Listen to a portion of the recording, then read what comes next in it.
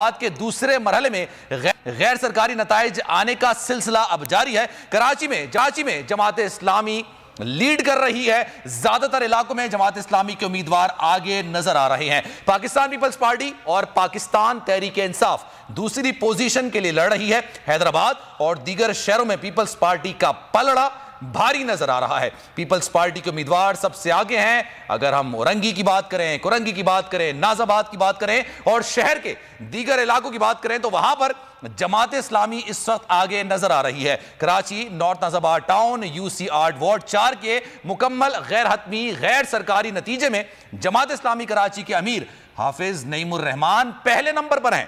तहरीक इंसाफ के अबू बकर सिद्दीकी दूसरे नंबर पर मौजूद हैं। जैसे जैसे हमारे पास नताइज आ रहे हैं आपसे शेयर कर रहे हैं। इस वक्त अगर कराची की बात की जाए, ओवरऑल कराची की बात की जाए तो जनाब जमात इस्लामी इस वक्त लीड करती हुई नजर आ रही है, लीडिंग पोजीशन पर है। हां, जो ज्यादातर इलाके हैं वहां पर जमात इस्लामी का वोट बैंक निकल कर आया है। आज टर्नआउट कम देखने में आया, जितना 2015 में बल्दियाती इंतखाबात हुए थे उसके मुकाबले की अगर बात की जाए तो तकरीबन आधा वोट बैंक कम निकला है, लोग नहीं निकले थे। और अगर दादू सिटी म्युनिसिपल कमेटी की बात की जाए वार्ड 4 की तो फिर मुकम्मल गैर सरकारी नतीजा पीपल्स पार्टी के उमर पहनूर 350 वोट लेकर कामयाब करार पाए हैं। जनाब म्युनिसिपल कमेटी वार्ड 19 का भी मुकम्मल गैर सरकारी गैर हतमी नतीजा सामने आ रहा है और पीपल्स पार्टी के रियाज गोपांग 540 वोट लेकर कामयाब करार पाए हैं। वो जो नताइज सामने आ रहे हैं हम आपसे उसको अपडेट कर रहे हैं मुस्तकिल। इस वक्त कराची अगर बात की जाए तो कराची में